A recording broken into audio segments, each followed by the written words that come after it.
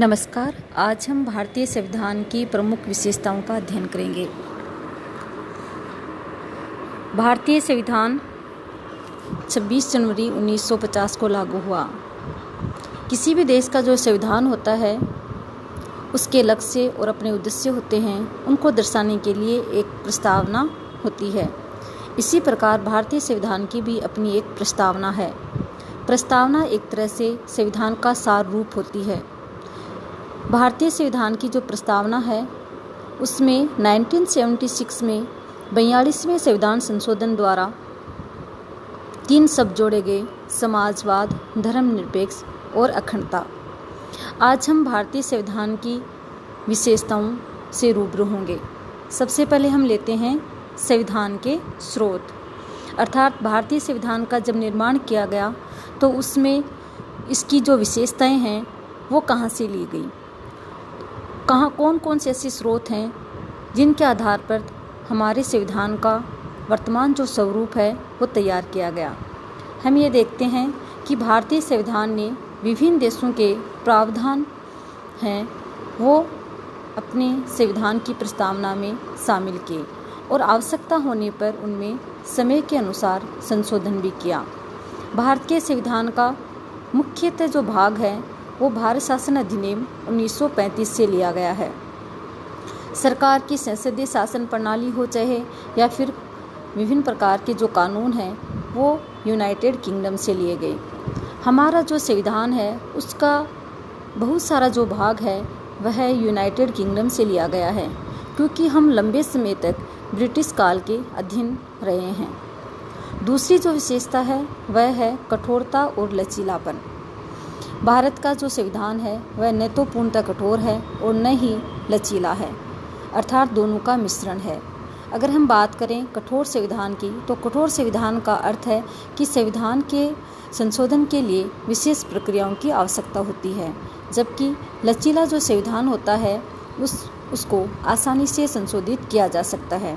इस प्रकार हम ये देखते हैं कि भारतीय जो संविधान है वो कठोर और लचीला दोनों का मिश्रण है। अगली जो विशेषता है वह है धर्मनिरपेक्षता।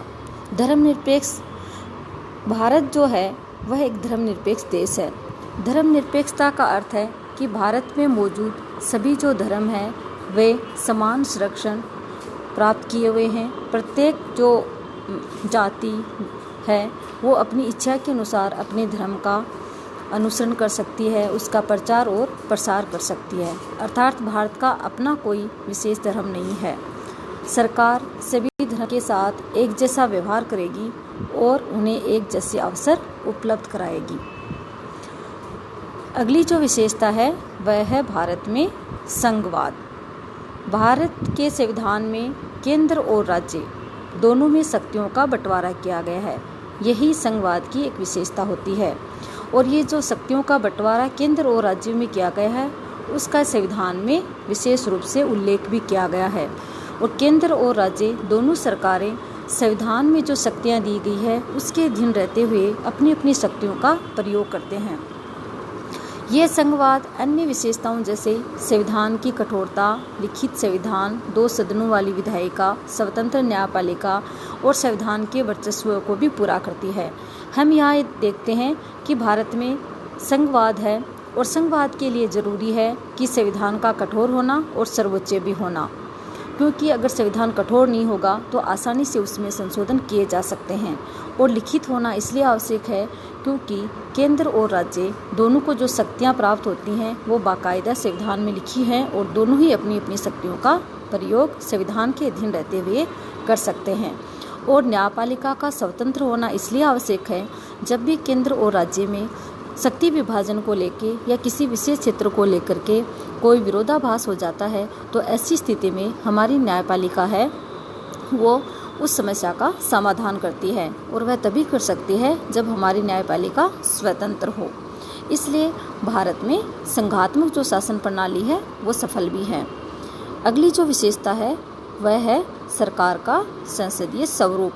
भारत में सरकार का संसदीय स्वरूप है। भारत में 2 सदन हैं, लोकसभा और राज्यसभा, और दोनों जो सदन हैं उनका जो निर्वाचन है वो अपनी अपनी प्रक्रिया से होता है। और संसदीय शासन प्रणाली होने के कारण विधायिका कार्यकारी अंगों की जो शक्तियां हैं उनमें वैसे तो कोई स्पष्ट अंतर नहीं किया गया है, लेकिन उसके बावजूद भी भारत में सरकार का जो वास्तविक जो मुखिया होता है वह प्रधानमंत्री होता है और नाममात्र का जो मुखिया होता है वह राष्ट्रपति होता है। तो इस प्रकार हम ये देखते हैं भारतीय संविधान की जो प्रस्तावना है वो एक तरह से हमारे संविधान का सार रूप है। और हमारे संविधान की जो प्रस्तावना है इसकी जो अलग अलग जो विशेषताएं हैं वो विभिन्न देशों से ली गई हैं। जिस प्रकार हमारे संविधान की जो प्रस्तावना है वो मुख्य रूप से ऑस्ट्रेलिया से ली गई है। इसके अलावा हमारा जो संविधान है कठोर और लचीला दोनों का मिश्रण है और धर्मनिरपेक्षता हमारे संविधान की एक प्रमुख विशेषता है, जिसको 42वें संविधान संशोधन 1976 में जोड़ा गया था। और भारत में संघवाद है, क्योंकि केंद्र और राज्य है उसमें शक्तियों का बाकायदा विभाजन किया गया है और संविधान में उल्लेख भी किया गया है। और हमारे यहाँ संसदीय शासन प्रणाली है, अर्थात कार्यपालिका व्यवस्थापिका के प्रति उत्तरदायी रहती है। ये हमारे संविधान की प्रस्तावना की विशेषताएं हैं। इसके अलावा अन्य भी और विशेषताएं हैं, जिसमें एकल नागरिकता है और मूल अधिकार हैं, नीति निर्देशक तत्व हैं, जो कि हम अगले वीडियो में उसका अध्ययन करेंगे। धन्यवाद।